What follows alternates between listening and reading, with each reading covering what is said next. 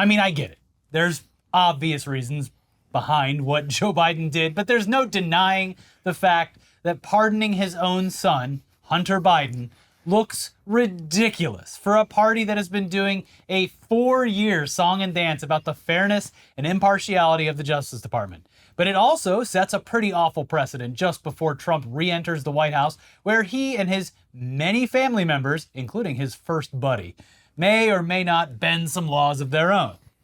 Now, it kind of feels like Joe Biden just flicked a lit cigarette into a pile of rags and then drove off into the sunset. You know what? Fuck this country. And what? Why shouldn't I? Especially since he clearly said he would never do this. Now, But he winked. He did a little bit of this. yeah, we didn't see behind his back, but also, yeah, a politician lying, we are as shocked as you are. But this pardon didn't just piss off people on the right. Members of the Democratic Party were also pissed off because he just made everyone's job so much harder. Yeah. This will be, I mean, just, it's one part of his legacy in addition to the election. But really just underlines why the Democratic Party's pitch in the 2024 election didn't really ring true for a lot of voters. Oh, well. As for why he did this, I mean, it should be clear that he's probably a bit worried about the incoming administration, especially after members of their party have spent years going after his son, both for his many pornographic videos and photos, which conservatives love to obsess over. Oddly enough. And download and look at. Mm-hmm. Perhaps masturbate too. We don't know. We don't know. But also for federal gun charges for lying about his drug use, as well as multiple tax-related charges, which he pleaded guilty to early this year. He's a real piece of shit, this Hunter Biden. He did definitely commit crimes and do a lot of drugs. Real dirtbag. And a lot of hookers, and committed, gun charges and tax evasion. Well, listen, this is... Hunter Biden was exercising his Second Amendment rights, like everyone in this country is entitled to do. And big government, the gun grabbers in big government... This is a big win for the NRA. The gun grabbers of the Republican Party tried to lock him up for it. And it's just nice to see justice prevail for once. His dad said, no way. In fact, here's your gun back. Yeah. Go dig it out of the trash can, the public trash can that you dropped it into when you felt like not having it anymore. But what a piece of shit. God. Yeah.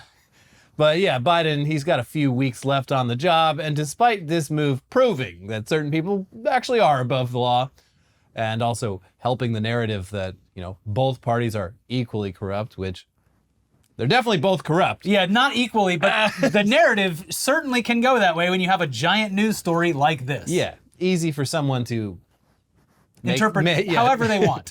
But yeah, Biden just said, fuck it, Jack, I'm old as hell. Nothing matters anymore. And my legacy's already tarnished. What's another unforced scandal on the way out? Except when he said it, you only understood like 1 or 2 words. Yes. Also, bizarrely, Joe Biden was spotted leaving a bookstore over the weekend. And he appeared to have purchased a copy of The 100 Years' War on Palestine by Rashid Khalidi. A great book. It is. I highly recommend. I'm so glad. This is so baffling. But it's great for the sales of that book, which will give you an extended history of what has been going on in that region. The author of that book, Rashid Khalidi, was on record being like, I cannot in good conscience vote for Joe Biden. Yeah. So I guess he took that personally. But yeah, him buying that book, being photographed with it also feeds into another American stereotype of only looking up information on something after you've destroyed it. Or, let's be honest, it's more like that picture of Grimes walking around Santa Monica with the Communist Manifesto. Yeah. Like, it's probably more like that. I'm listening, I'm learning, I'm leaving space for the facts now. Also, make sure you put in the newspaper that I'm reading this book. A little late, Joe, but hey, we hope you learned something. UN Resolution 242, wow. Auga. Anyways, back to pardoning his son, which probably caused Marjorie Taylor Greene's blood pressure to spike so high that it blew the Apple Watch right off of her wrist. You bitch! But here is what Joe Biden said about the pardon. Joe Biden would never pardon his son, but Dark Brandon, well, that's a different story. No, he didn't actually say that. But he did say, in part, from the day I took office, I said I would not interfere with the Justice Department's decision-making, and I kept my word, even as I have watched my son being selectively and unfairly prosecuted. It is clear that Hunter was treated differently. The charges in his cases came about only after several of my political opponents in Congress instigated them to attack me and oppose my election. Then, a carefully negotiated plea deal, agreed to by the Department of Justice, unraveled in the courtroom, with a number of my political opponents in Congress taking credit for bringing political pressure on the process. Had the plea deal held, it would have been a fair, reasonable resolution of Hunter's cases. No reasonable person who looks at the facts of Hunter's cases can reach any other conclusion than Hunter was singled out only because he is my son. And that is wrong. Enough is enough. For my entire career, I have followed a simple principle. Just tell the American people the truth. Okay. They'll be fair-minded. Here's the truth. I believe in the justice system, but as I have wrestled with this, I also believe raw politics has infected this process, and it led to a miscarriage of justice. And once I made this decision this weekend, there was no sense in delaying it further. I hope Americans will understand why a father and a president would come to this decision. Okay, still, it's a very, very bad look. But this move isn't entirely unprecedented. Yeah, no, that's the thing is like, there's a long history of presidents from both parties pardoning people that they got dead to rights. Oh, yeah, and members of their own family. NPR pointed out that Bill Clinton pardoned his half-brother, famously, and Trump pardoned Jared Kushner's father. The new ambassador to France. So and not to mention, obviously, Trump pardoned a ton of people that were involved directly in the insurrection and in his administration that committed crimes while they were there. And will almost certainly pardon a lot of the actual participants in January 6th in the coming months. Of course. But yeah, it comes at just the worst possible time. I mean, for Biden too, because he just lost an election where if Kamala had won, he probably wouldn't have to do this because he wouldn't have the threat of the Trump administration doing whatever they want to his son. It's like, I don't know. I'm of two minds on this. Like, it's obviously it's ridiculous. But it's also, it's like, I think the idea that like, oh, now the Trump administration has carte blanche to do what they want is kind of silly. They were going to do whatever the fuck they wanted regardless. It's true. It just gives them an excuse to fall back on. Yeah, it definitely takes away from the Democrats' position of like moral superiority for nor sure. does this protect Hunter Biden in any kind of 100% way. No, like, they'll get him on something else. It's never going away. Yeah. Like... but it is going to make things even more difficult for members of his party as the country heads directly into 4 years of Trump 2.0. Hunter Biden absolutely did all that shit. He filmed it a lot of the time. Yeah, and he was going through some serious drug abuse and mental health issues, but he broke a bunch of laws, and the president's political rivals pounced on it. That's just how things operate now. Maybe next time we don't elect a president who has... very publicly dysfunctional son. Yeah. But now, because of this move, you can definitely already feel those Trump pardons coming with what you could safely assume will be very little pushback because he can, like we said, point to this and be like, well, no matter how vile his pardons are, he's like, well, we all remember the Hunter Biden laptop. We all remember Hillary Clinton. And Joe Biden, he pardoned both of them. What? He pardoned Hillary Clinton? Yeah, he totally did. Don't look it up. He did. We are sure that you can already assume how Republicans reacted to the news, just piercing screeches. Yeah. But with reactions from Democrat members of the House and Senate, here's the New York Times. I'm disappointed this was the decision that he landed on here. Representative Jason Crow, Democrat of Colorado, said of President Biden in an interview, he promised he would not do this. I think it will make it harder for us going forward when we talk about upholding democracy. Representative Marie Gluesenkamp-Perez, Democrat of Washington, said the president's move offered proof of a two-tiered justice system that treated the wealthy and politically powerful differently from everyday Americans. Yes, the president made the wrong decision, she wrote on social media. No family should be above the law. In his own post on social media, Senator Michael Bennet, Democrat of Colorado, said Mr. Biden's decision put personal interest ahead of duty and further erodes Americans' faith that the justice system is fair and equal for all. President Biden's pardon of his son Hunter is, as the action of a loving father, understandable, but as the action of our nation's chief executive, unwise, Senator Peter Welch, Democrat of Vermont and a progressive, said in a statement. And Senator Gary Peters of Michigan, who headed Democrats' Senate campaign arm, called Mr. Biden's decision to pardon his son wrong. A president's family and allies shouldn't get special treatment, Mr. Peters said in a statement. This was an improper use of power. It erodes trust in our government, and it emboldens others to bend justice to suit their interests. Yeah, and an article... Nobody liked that. Everyone hated that. An article over on ABC News indicated that nearly every Democrat who spoke to their reporter, quote, worried that Biden's pardon kicked the door open for Trump to protect people they predicted will be unworthy of pardons. And to fend off any prolonged fallout amid a broader makeover, even theoretical, some suggested that a robust denouncement from party leaders could go a long way. Quote, "It's not going to eliminate it because Biden is the president of the United States," a Democratic pollster said.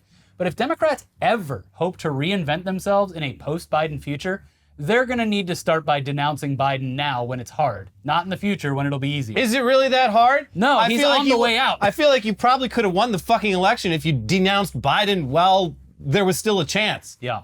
Denounce him now. It's like a little bit too late, but like it's something. No, He's not now's- popular. People don't fucking like him. Elliot, we're currently in the Goldilocks zone right now of denouncing Biden. It's only going to work right now. Like he is the reason Trump is going back into the White House. You denounce him, please.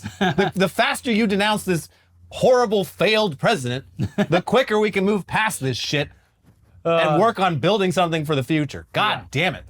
But also, this news has already helped to reset the news cycle after a weekend where Trump nominated an extremely dangerous person, Kash Patel, to run the FBI. He made a cash call. Yeah, where Kash Patel, he got that cash call and he will be focusing on retribution. Yeah. Yeah, as well as breaking up the agency from the top down and replacing everyone with Trump loyalists. His words. And for an idea of how bad of a pick this is, Trump tried to nominate Patel during his previous term, and Attorney General at the time, Bill Barr, he thought the idea was so awful that he mentioned it in his book and said that Patel would get the job as FBI director, quote, "over my dead body." Yeah, there were a couple jobs I think they tried to put him in where everyone, the Trump loyalists in power, were like, absolutely fucking not. Are you insane? Not only is this guy unqualified, he's also kind of fucking nuts. It's like putting Christopher Moltisanti in charge of the crew. Like, yeah, I mean, he's good at following Tony's orders sometimes, but like, you don't want him running shit. It's The Sopranos. Yes. You get it. All the kids out there watching, Yeah. they love The Sopranos. And Oz, another HBO classic. Oz hasn't aged as well. Yeah. But anyways, how about some good news? At least it's good news temporarily. And it's only good news for us because it's bad news for Elon Musk. Ooh. Who was just denied for a second time his outrageously, obscenely large $56 billion pay package. And this comes by way of the infamous Delaware Court of Chancery. Where you have to take your glove off and throw it on the ground. That's to right. start the case. And a horn honk means it's time for a bathroom break. Yeah, the judges still wear big old wigs. Yes. And the ducks carry briefcases. And there's no indoor plumbing. That's right. You just shit in the floor. All trials happen at night over candlelight. That's right. And Stanley Kubrick has the world's biggest lens, a NASA lens, and he's filming the whole thing. The Delaware Court of Chancery. Yeah, it looks like this is all because the judge is justifiably convinced that Elon Musk might have had some outsized influence on Tesla's board, among other things. Oh, wait, we knew that already. We can't help but assume that despite this, all of Elon Musk's problems will continue to just evaporate as we head into the next administration. So, Well, he's moved the company to Texas, or he's in the process of it, so this Yeah. won't be a problem again. All the is judges just a in minor Texas hiccup. love him. Yeah. And of course, his problems will continue to go away until he and Trump have that inevitable, epic falling out and become mortal enemies, which will be fun to watch. He's really wearing the fuck out of his welcome already to an insane degree. He spent Thanksgiving with him, and he has, 12 children of his own who he apparently did not spend Thanksgiving with. Yeah, imagine having 12 kids and spending Thanksgiving with someone else's family. What a great dad. Anyways, yeah. I was talking to Barron about video games, and I gave him a cool Consciousness. Diablo build that Grok came up for with me. Yeah, but look, small victories. In the meantime, it's probably pretty frustrating for him, so that means it's funny to us. yeah. Here's the Wall Street Journal with more on this latest ruling. The court's decision follows a shareholder vote earlier this year approving the pay package for a second time. Tesla had argued that the vote addressed many of the court's criticisms that Musk's compensation deal had been flawed, partly because of insufficient disclosures to shareholders. The judge, Chancellor Kathleen McCormick, had in January ordered the entire package be rescinded, saying directors were beholden to Musk and the approval process for the pay deal was tainted and lacked transparency. McCormick said in her latest opinion that she wasn't swayed by the second shareholder vote. Lawyers for Tesla and Musk got creative with their arguments to overturn her prior ruling, but ultimately their position wasn't backed up by legal precedent, she added. She also said there were no grounds to reverse a ruling based on evidence occurring after the trial's end, and that Tesla's disclosures to shareholders in June contained multiple material misstatements that made it ineffective. Cool. Anyways, remember that heavy metal drummer Richard Turnetta, who played in a thrash band called Dawn of Correction and was the sole shareholder who brought the original lawsuit against Musk? Well, yeah, the article continues, adding that the judge additionally ruled on the award for the Tesla shareholder who brought the original suit, calling their request for $5.6 billion in legal fees a bold ask. I had to try it, Your Honor. in a case specifically about excessively high executive compensation. McCormick said the plaintiff, a Tesla shareholder named Richard Turnetta, was entitled to $345 million in either cash or Tesla shares. Hey, that's, you know what? This is negotiation 101. Yeah. Shoot for the moon. You shoot for the moon, and then they're like, well, there's no fucking chance I'm giving you that, but you've set a price. Yeah. And now... How about a fraction of that, which is still more money than anyone will ever see in their life? Good for him. In 2018, Turnetta sued the company and several directors, claiming that Musk exercised undue influence over the creation of the pay package and that the board misled investors. Earlier this year, the Delaware court agreed.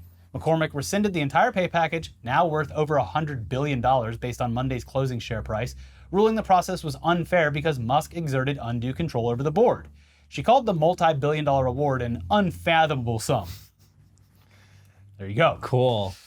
Meanwhile, not that it matters much anymore, but Musk's social media platform X is in the midst of a massive exodus as users, like me, jump ship over to other platforms like BlueSky.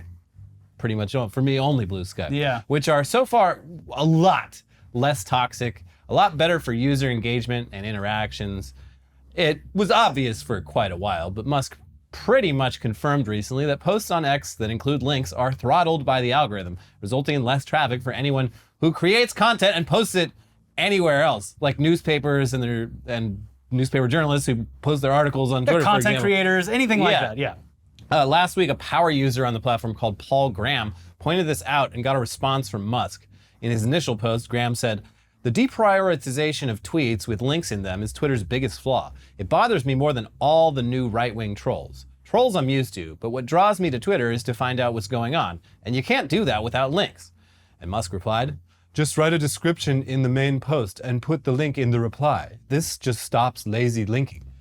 Okay, but this was never really a problem before. It wasn't something that people were clamoring about. The links were usually, if there was a link to an article or something, it was, or the New York Times should be posting their articles. Yeah, on X entirely. Premium. Yeah. With my 10,000 character limit by unlocking the power of Twitter Blue or whatever the fuck. The links in the olden days of Twitter used to actually have a summary included because journalists or the outlets, that was part of the reason to get people to click, was a short summary that indicates what you'll be reading. And this was also one of the main reasons Twitter succeeded in its early phase, was that it became a great place to see what the news was going on in the news. And then at some point after Musk took over, he started messing with everything. He removed previews from links for a while. It was just a picture. And then deprioritized linking and then just continuously drove away the people who made the platform worth visiting. Well, the thing about a marketplace of ideas is that you want to make the ideas really hard to find. Yes. Still searching for those ideas. So Meta has also made it clear that they also deprioritize news in particular. So apps like BlueSky are all too happy to swoop in and make things a bit more even-handed. And the results are already promising, with an editor at The Guardian claiming that they're seeing more traffic from BlueSky than Threads or X, despite BlueSky having a substantially smaller user base at the moment. Still, that doesn't mean that Democrats are ready to give up on X, because they are still, despite everything that we've witnessed in recent months and years, concerned with appearances and making sure that there can be healthy debate from both sides, where people meet in familiar territory to intelligently discuss their differences in a way that's meaningful and benefits everyone. That has never happened. I know. Never once in history. That's what's so frustrating about all of these takes in these articles about how, the left and Democrats really need to stay on Twitter and continue putting up the good fight. No one's mind has ever been changed in the replies to a Twitter post. I'm sorry. And also, I am under no obligation to stay on any social media site. Yeah, I just don't like it. I spend I spend like 5 minutes on BlueSky and I get the same enjoyment I used to get from like 20 minutes on Twitter. Like it's a much more efficient use of my time. I see more of what I want to see, less of what I don't want to see. I opened up Twitter on accident today and they're just spamming everyone with this fucking like Cyber Monday fucking premium Last sale. chance to get the same deal we've been offering for months because we're desperate for money. The ad pops up like unprompted, like every couple minutes. It's awful. Yeah, turns out this is just the free market choosing where to interact with people. Yeah. Well, I didn't mean it like that when I said the free market. No. There can only When be, people leave my site, it's a crime. the thing about the marketplace of ideas is there's only one marketplace of ideas. And it's x.com. The ideas in the marketplace of ideas cannot be ideas about other marketplaces of ideas. Now look, obviously I still do all my banking on X, but I'm Of just course. not going to post there. Yeah, I send all my payments through there, and anytime I have a question about anything, I'm sure to run that shit by Grok. Yeah, make sure that Grok, hey Grok, can you refinance my auto loan? That's what I always say to him. Now posting, no way, no thanks. Grok, I just got this cease and desist from the Gibson Guitar Company. Can you type up a response saying I'm not going to do what they said to do? Thank you, Grok. Mm-hmm. Anyway, recently there's been quite a few posts and articles about how a migration to BlueSky is admitting defeat or disengaging from a vital connection to your fellow citizens. But why should we or any politician stay on a platform that's that toxic? Who cares? Where the discussion about anything political has devolved into a pointless shouting match and a waste of time for anyone involved, it's less fun. And for politicians, it's like, okay, why am I here if I'm just getting yelled at? Yeah. Yeah. I mean, AOC has like become a pretty. I think she still uses both platforms. She posts a lot on BlueSky, and I mean, clearly, out of all the politicians, I feel like she's really enjoying because when she posts anything on X, her replies are harassment. just Awful. horrific. Yeah. And when she posts on BlueSky, I mean, there's It's just better for your discussion mental health. down there, Yeah. but it's not the same. It's not just pure bile. The one tactic I've seen, it's like, okay, Bernie Sanders is still posting on X, and he is directly. He doesn't own a phone. He's not doing any of that shit. Yeah, but he's calling out the ideas that he agrees with on Musk to put the pressure on to actually somehow follow through with He's those. like, I agree with Elon Musk. We should cut the Pentagon budget in half. yeah. He's working. Yeah. He's working at a certain angle. He's It's like, hey, Musk seriously wants to do this, so all of his supporters should agree with him, right, everyone? yeah, he's doing a fun angle to the DOGE idea of like, oh well, like if you're I got a talking couple about ideas, making yeah. cuts, I've got a few ideas. Yeah. Anyways, Democrats are somehow convinced that people need to stay on X and fight the good fight, even though everyone who has grown up alongside the internet knows that social media platforms are fleeting. They come and they go. Twitter had A good 15 years or so. great run. Yeah. Well, mostly great. Yeah. But, all things must pass. Yeah. People will migrate to whatever platforms are currently the place to be, and it's always been that way. Yep. No one's on Friendster anymore. No. No one's on MySpace anymore. No one's live journaling. Are they? Actually, I don't know. Maybe they are. But no one under any circumstances should tell someone they are bad for leaving X or that they're giving up on a fight or something by joining a different social media platform. Yeah. Shut up. Yeah, you're talking to a bunch of people who successfully ditched platforms like Facebook and MySpace without looking back. Yeah. Been through this. No one stayed back on MySpace to debate their political rivals in the marketplace of idea. No, why is everyone leaving the site? Also, that site was bought by fucking News Corp. They bought it, and then I think they sold it like 2 years later after losing 90% of the value. Yeah. Classic internet tale. So yeah, you don't owe a platform anything. So when you see dumb articles like the recent one in Politico, it's fine to roll your eyes, especially when there's quotes like this where they spoke to a Biden administration official. Quitting X might feel good for a time, said the source, comparing it to quitting the gym. But ultimately, Wait, but ultimately it can lead to painful outcomes. are you saying that Twitter is like the gym for your mind? You're working it For out. your rhetorical skills? I mean, my brain's definitely working overtime when I'm on Twitter, but it's not on the touch grass. Go outside. Yeah. Continues, you can't disengage, said the source, if you're losing the popular vote. About Musk being in charge? Sure, they said. I find it annoying, but this is the playing field. Those are the terms. we don't really have an option to just whine about it. That's so fucking Democrat. That is like they Most should. dismissive. That's their slogan. Just like, listen, those are the rules. Those are the rules. Sorry, our hands are tied. And by the way, we have to play by the rules. We always have.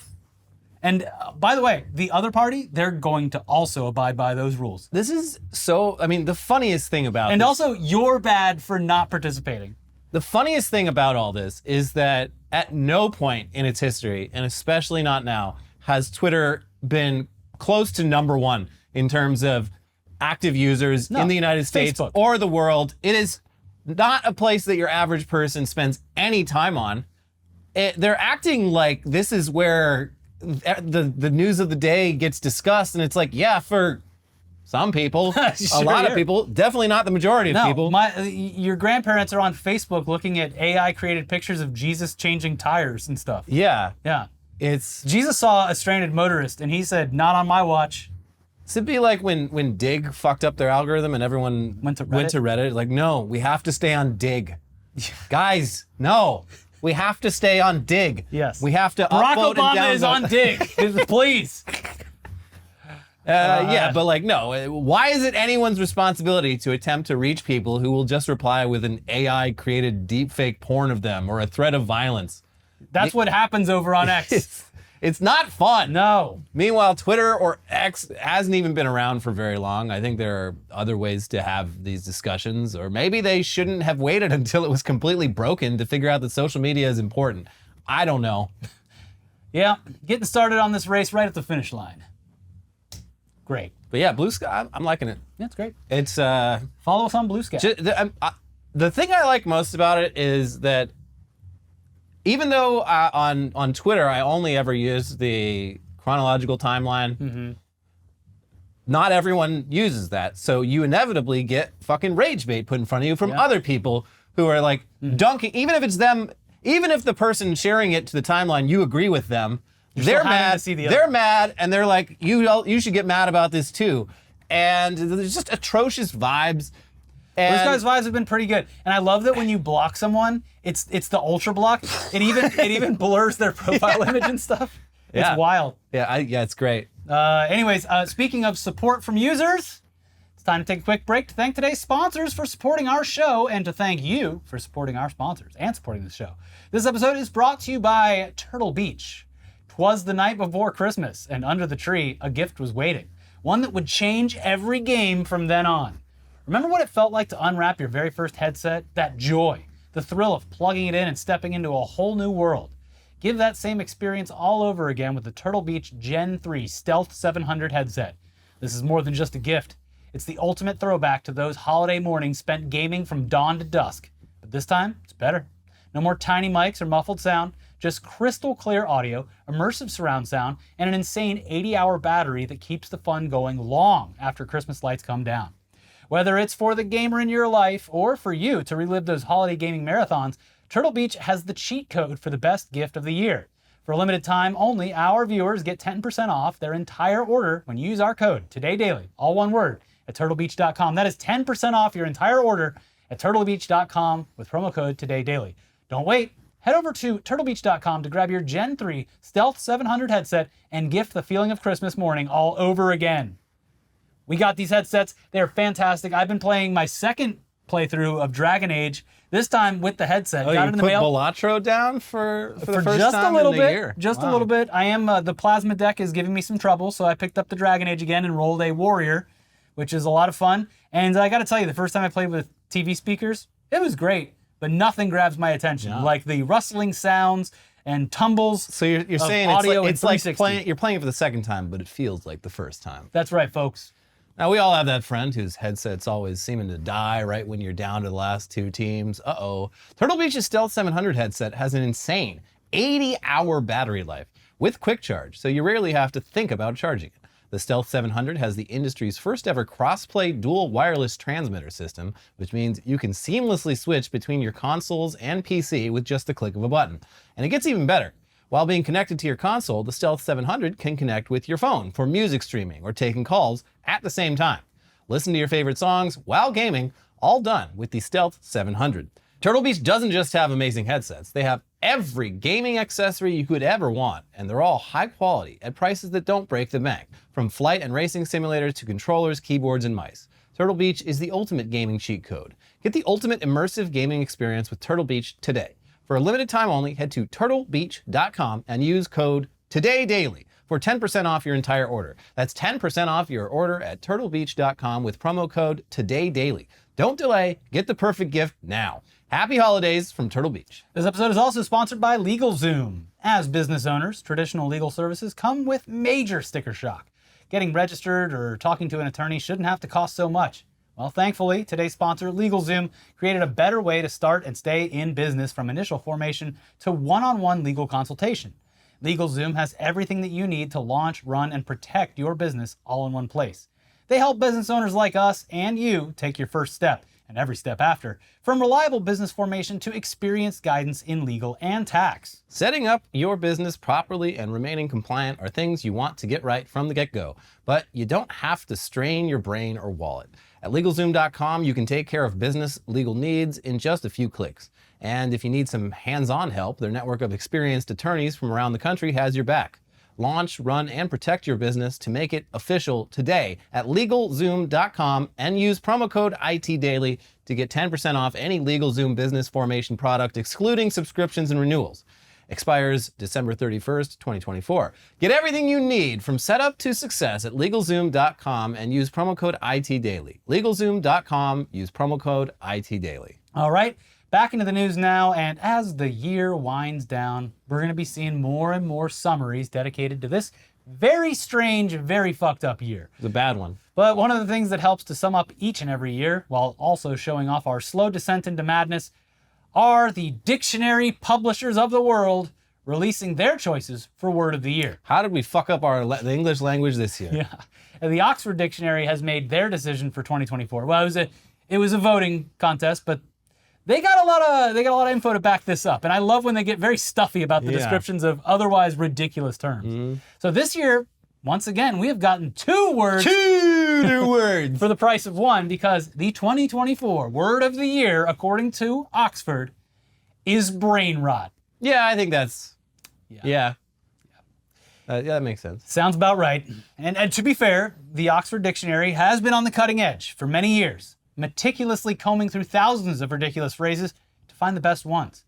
And previous year's choices have included selfie from 2013, toxic from 2018, vax from 2021, and of course, goblin mode from 2022. What? And last year's winner, Riz. I didn't realize that Juniper ended up... Yeah, that was...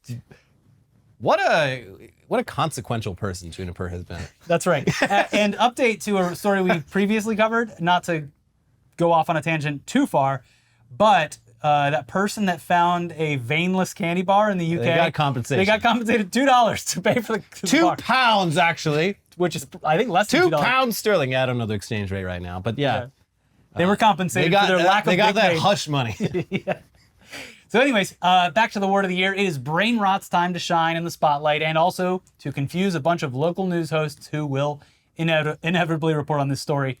So here's more from the Oxford University Press. And again, always fun to read these breakdowns because they take a very serious thing. I believe they traced the first use of brain rot to like Henry David Thoreau in the 1800s. That's right. That's right. They do a great job over there. Here you go. Our language experts created a short list of 6 words to reflect the moods and conversations that have helped shape the past year. After 2 weeks of public voting and widespread conversation, our experts came together to consider the public's input, voting results, and our language data before declaring brain rot as the definitive word of the year for 2024.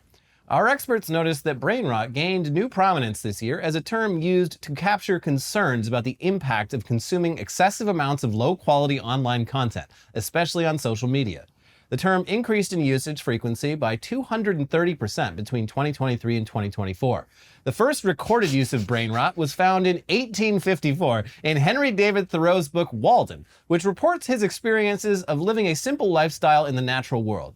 As part of his conclusions, Thoreau criticizes society's tendency to devalue complex ideas, or those that can be interpreted in multiple ways, in favor of simple ones, and sees this as indicative of a general decline in mental and intellectual effort. While England endeavors to cure the potato rot, will not any endeavor to cure the brain rot, which prevails so much more widely and fatally? Beautiful. And this is actually like maybe they didn't make the connection, but I will. Walden is a book about touching grass. Oh, there you go. He was touching grass in Walden. Yeah. He was returning to nature. There's only so many patterns in this world, Elliot. I think you've solved it. To this day, he was right then and he's right today. That is the cure for brain rot. Yep. Is touching grass. Touching grass.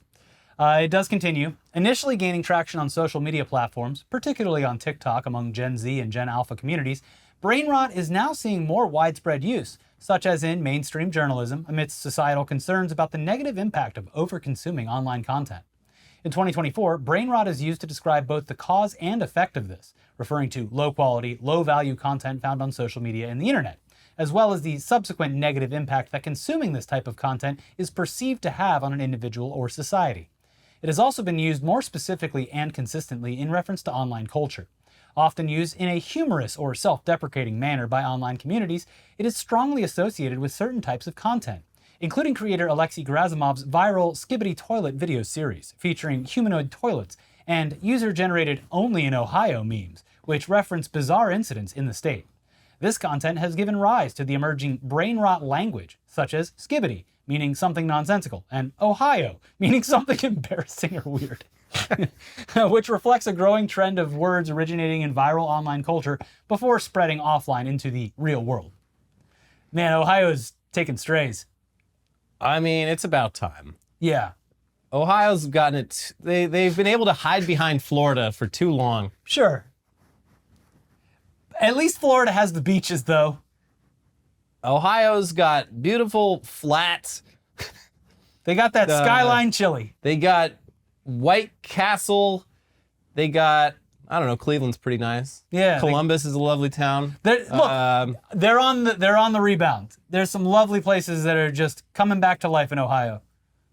It's fine. Yeah. But a lot of weird shit happens there. It's true. It is the Florida of the North. We've been saying that for longer than brain rot has been around. A lot of weird people from Ohio. Mm-hmm. In a statement regarding the choice of brain rot as its 2024 word of the year, the president of Oxford Languages, whose name sounds as stuffy as you could imagine, Casper Grathwohl, president of the English language here at Oxford. You know, we looked at all the applications, and your name definitely sounds like the one who would be in charge of. Yes. You've got the job. Yes. Casper Grathwohl said the following in what we assume is a voice that sounds similar to that of either Fraser Crane or Werner Herzog. Could be both. Could be either. What would the two of those? I don't know. I don't have time to figure that one out. do Werner Herzog for the quote. I find it fascinating that the term brain rot has been adopted by Gen Z and Gen Alpha, those communities largely responsible for the use and creation of the digital content the term refers to. These communities have amplified the expression through social media channels, the very place said to cause brain rot. It demonstrates a somewhat cheeky self-awareness in the younger generations about the harmful impact of social media that they've inherited. It sounds like a documentary that I'm watching 20 years from now. Yeah. Wow, the 2020s were fucked up. Brain rot. But speaking of end of the year festivities, one of our favorite traditions is back yet again. The Yevla goat for 2024. It is here. It has been unveiled. And as of this moment, has not burned to the ground. Unburnt. We are the daughters of the Yevla goats you didn't burn. We are hoping, not encouraging. They should do a Yevla boat too. Yeah, and give it a Viking funeral. Yeah. We are hoping, not encouraging or instructing, but hoping that it's finally the year that things can get back on track and some local busybody decides to be a hero. It's just harder now. Too much security. Yeah, the security's been really amped up, and like I think the few times that it has happened recently, like people have had to hack the fucking Here's the thing. security cameras. Hey, Sweden, we're gonna stop paying attention to the Yevlabakken if you don't let it burn to the ground every once in a while. If it doesn't burn down, it's just a straw goat. Yeah. I mean, it's big. I'll give you that. Sure. It's a very large straw goat, but. Yeah. But as you'll probably remember, the Yevla goat, or Yevlabakken, it's a giant goat made of straw that resides in the Swedish town of Gavle and has been repeatedly destroyed over the years. before settling into a more peaceful era now. And that's because the whole world's watching through the wonders of live streaming. Yeah, live snitching more like. True. But maybe, just maybe, if we can all muster up enough Christmas spirit, we can see a run like the GOAT had in the 70s when it was destroyed in many ways. Let's just run through the most entertaining... Not always fire. The most entertaining decade of the GOAT, the 1970s. So here you go. 1970, fire 6 hours after it was erected. 1971, smashed to pieces. 72, collapsed on itself. 73, stolen. 74, arson. 1975, collapsed under its own weight. 76, hit by a Volvo. 77, fire. 78, kicked to pieces. And in 1979, the GOAT was burned before it was even fully constructed. So what a decade. Wow. A lot to live up to. Yeah. I think at least a few of those, because there's 2 Gavle goats. They made a smaller one. Yeah, there's to like a replace smaller one like down the street. It's like 2 different local organizations who make their own goats. I believe one was in response to the other constantly being burned. Yeah, a backup goat. Yes. Yeah, you gotta have a backup goat. Yeah. Yeah. Double jeopardy. It's a Trojan goat. Anyways, it's been a relatively uneventful past decade or so for the GOAT. It's survived the last 2 years in a row, and in the last 10, it's managed to survive the holiday season more often than it's been destroyed. Sadly. Thanks in part to a massive increase in security measures, including fire retardant, multiple fences, cameras, and security guards. Nothing a little flaming arrow couldn't fix. Listen, Allegedly. doesn't this seem a little silly, all these precautions for just Think a about straw goat? To protect that goat, we're spending far too much money. Elon, take away their funding. Oh wait, he can't. There you go, Sweden. Damn it. Yeah.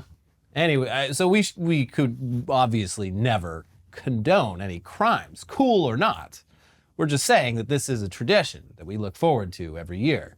And the anticipation, it's like, you know, you've got the fun. You've got your advent calendar, you've got the wrapped presents under the tree. There's a lot of anticipation in the holiday season. But the biggest anticipation is, will it or won't it Yeah. be destroyed?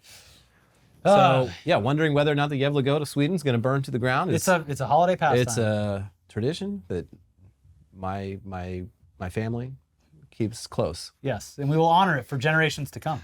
So far, I mean, it's only been a couple days, but it's still standing. It's still standing. And the Gavle account, which is still unfortunately on Twitter, has posted this year's goat in all its glory, including links to the live stream of the goat itself so that you can keep an eye on it if you want. We will, of course, let you know if anything happens. Over there in the very private, safe land of Europe, they have so many like mosaic blocking sensor things all over the screen so that no one accidentally can have their face on the live stream. Oh, yeah. They got to go above and beyond to protect. The land of privacy. Yeah. But how are we supposed to exploit this data for advertising purposes? Finally today, though, parasocial fans of live streamers have reached shocking new levels of desperation. Apparently. This is coming from the South China Morning Post, who recently ran an article that went into detail about a guy who stole hundreds of thousands of dollars from his family's life savings, as well as the family business, in order to donate it to a streamer that he was obsessed with.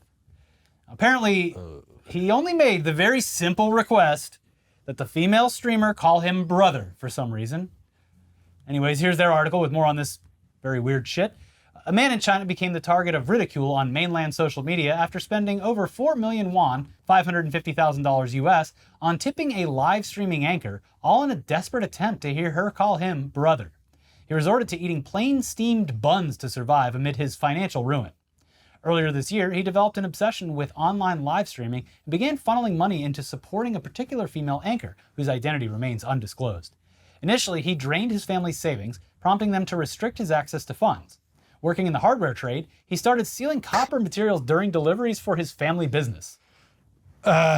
Beginning in May, he routinely pilfered copper during those deliveries and sold it to waste recycling stations for cash. This continued until October 15th, when the factory reported a significant quantity of missing copper to the Hengji police station, suspecting theft. Following a police investigation, Hong, accompanied by his family, turned himself in.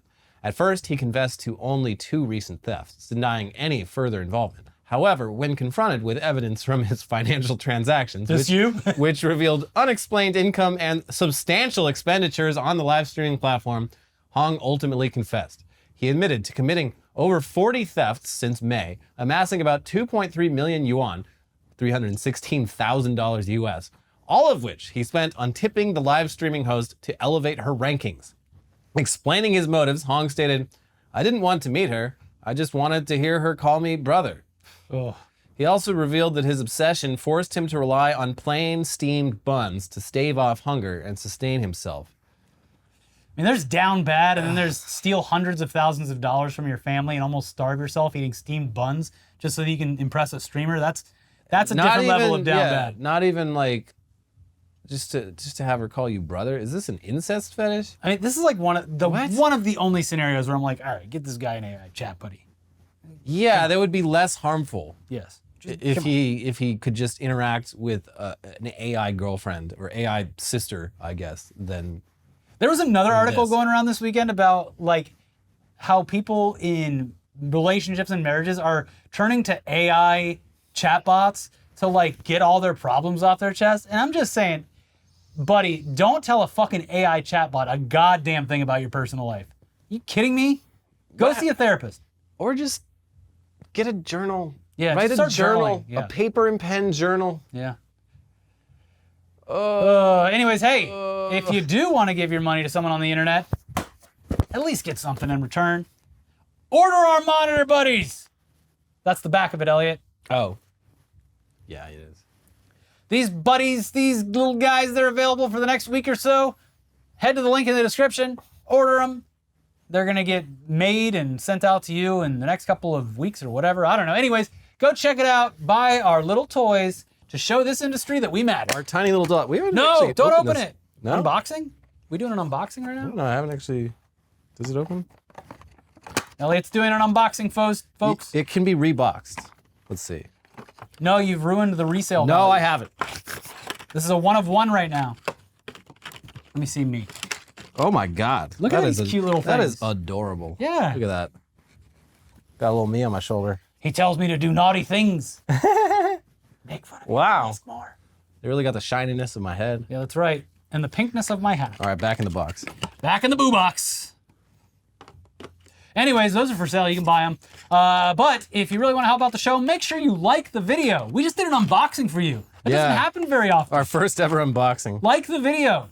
Leave a comment. Talk about anything we spoke about today. Or talk about what's going on in your life. Do you have a good Thanksgiving? I don't know. Talk to people about it. Yeah. Don't talk to an AI. Talk to the chat under this video. Yeah, at least people here are somewhat real. Yeah. Anyways, that's it for the show today. We have videos popping up over here. We have orcas wearing salmon as hats. And a video from before Thanksgiving. So basically, old ass news. 2 years ago. Anyways, we'll see you soon for some tech news. Bye-bye. Bye.